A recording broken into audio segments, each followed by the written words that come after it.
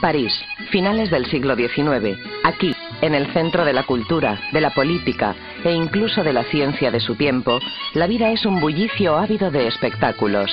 Europa demanda el exotismo de tierras lejanas aún por descubrir.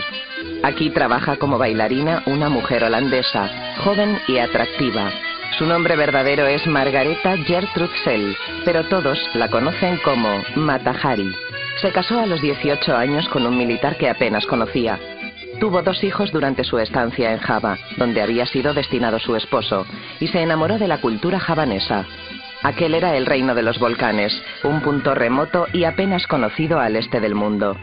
Bali quedó en la mente de Occidente como paraíso virginal gracias a Mata Hari, a los cuadros de Covarrubias que pintaba la ingenuidad y la inocencia en los rostros de las mujeres balinesas.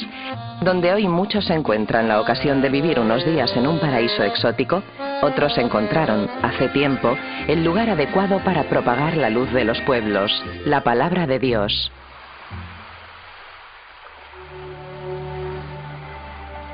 A Sica, un pueblo al borde del mar en la isla de Flores, llegaron los dominicos en el siglo XVI y más tarde los jesuitas, que fueron los que llevaron a cabo la construcción de hermosos edificios, entre ellos una de las iglesias más antiguas del archipiélago indonesio.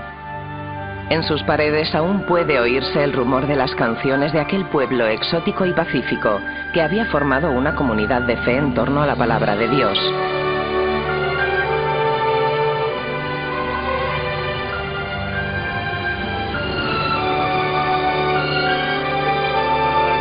Por entonces, los responsables de la vida civil eran los reyes de Sica. Aún permanecen frente al mar lo que, en su día, fueron sus estancias privadas. Hoy han sido abandonadas, aunque en el exterior se conservan sus sepulcros.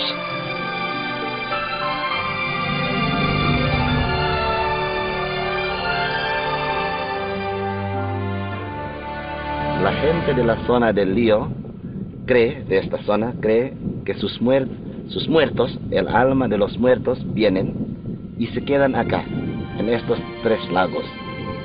La creencia de la gente del lugar.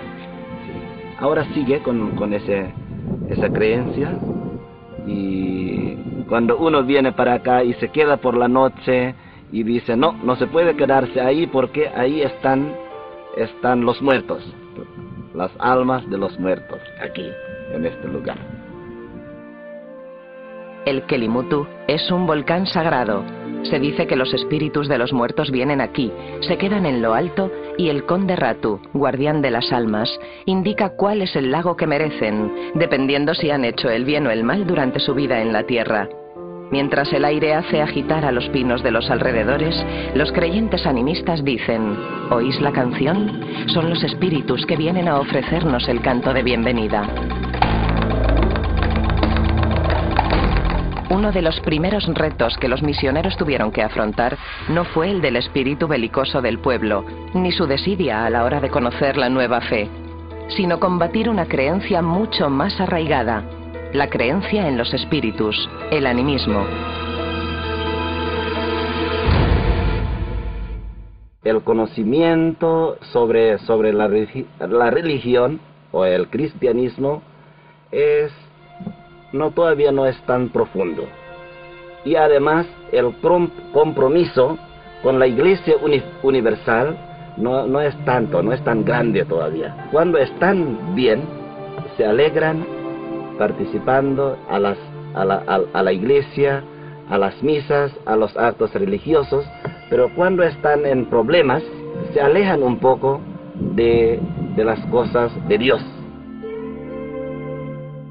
Las comunidades cristianas en Indonesia se fueron formando con el anuncio de la palabra de Dios.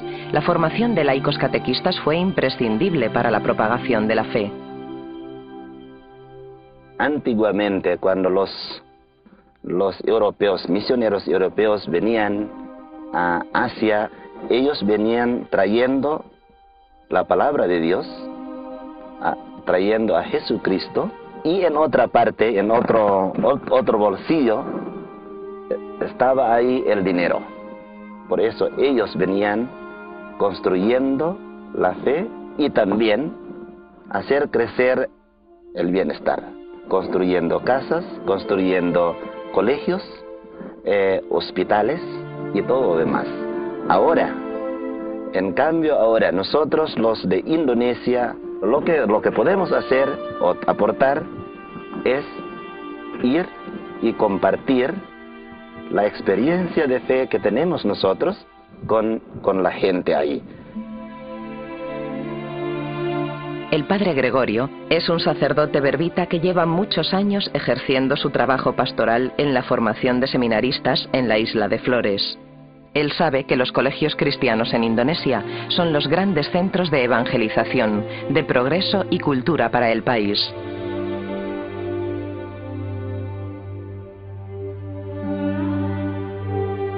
Cuando un habitante de las Islas Molucas moría, había que recordarle en la tumba las 100 cosas que su alma no debía olvidar en su peregrinaje al mundo de los espíritus. Su familia, las vistas de la bahía desde su casa.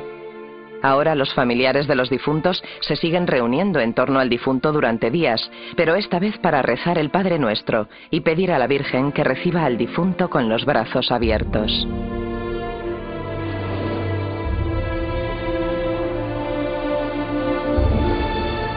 Indonesia es un país de mayoría indiscutiblemente musulmana. Es el país con mayor número de musulmanes del planeta. Sin embargo, la isla de Flores es una extraordinaria excepción. Aquí la mayoría es católica. Quizás sea uno de los laboratorios de mayor interés en el mundo, donde se pueden analizar en profundidad las relaciones entre las dos confesiones. Indonesia es el país con más concentración de musulmanes del mundo. Pero Indonesia es un estado secular. Aquí no se impone la Sharia. Solo existen grupos minoritarios de musulmanes fundamentalistas y radicales que quieren crear un estado musulmán. En la Constitución, la práctica de la libertad religiosa es evidente, porque aquí conviven muchas religiones. Yo fui uno de los primeros que iniciaron este diálogo con los musulmanes, especialmente aquí, en la isla de Flores, donde los musulmanes son precisamente minoría y los católicos mayoría. En Indonesia, la idea de la separación Iglesia-Estado está dando sus primeros pasos.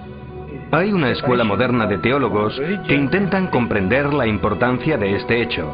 Recientemente, un famoso teólogo islámico de Egipto ha dicho que el Islam es una religión y no un Estado, y él rechaza la existencia de un partido islámico. Esta idea es fundamental porque abre la oportunidad de un diálogo de raíz. Hay muchos sacerdotes que buscan esa proximidad con el Islam. Es el caso del padre Maing, cuya tesis doctoral versa sobre la separación de la Iglesia y el Estado en el Islam. Desde que el Papa Benedicto XVI pronunciara la famosa conferencia de Ratisbona, en la que recordó que no actuar según la razón es contrario a la naturaleza de Dios, se han iniciado muchos acercamientos de teólogos islámicos con la fe cristiana. La razón se convierte en esa palabra común, capaz de ser entendida por todos. En el Corán hay un capítulo dedicado a la mujer. Poco a poco el papel de la mujer empieza a ser importante y cada vez se va incrementando su papel en la sociedad. Por eso lo que está ocurriendo en Indonesia es fundamental para el futuro del Islam. Cuanto más se conozca de la otra religión, mejor para las relaciones. Por ejemplo, en algunas escuelas coránicas, muy pocas, se está empezando a enseñar la historia de otras religiones. Pero yo creo que es sobre todo el papel de los periódicos, libros y publicaciones sobre otras religiones los que juegan una importancia fundamental en la apertura a otras creencias.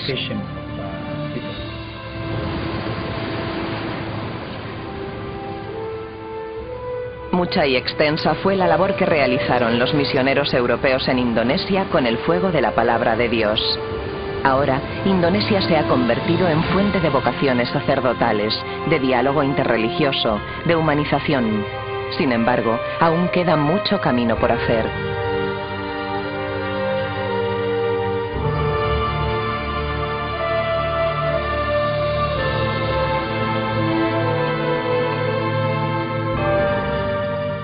Tenemos deficiencias, por ejemplo, en las casas donde están los seminaristas, tenemos deficiencias en relación con los materiales de formación, que hay muchos que están llamados por Dios, pero muchas veces no pueden alcanzar lo que es su vocación por falta de dinero y de otras cosas más en la vida. Casi 15 millones de euros fue la cantidad que el pasado año se recaudó para la construcción de iglesias, proyectos de formación, mantenimiento de catequistas, proyectos sociales, sanitarios, etc. Benedicto XVI, en el mensaje de este año para el Día del Domum, ha insistido en la necesidad de seguir acudiendo en ayuda de las necesidades de la Iglesia en su labor misionera, a pesar de la crisis que padece el mundo. Desgraciadamente, dice el Papa, esta situación afecta de manera más agresiva a los pobres y a los que carecen de recursos indispensables para vivir.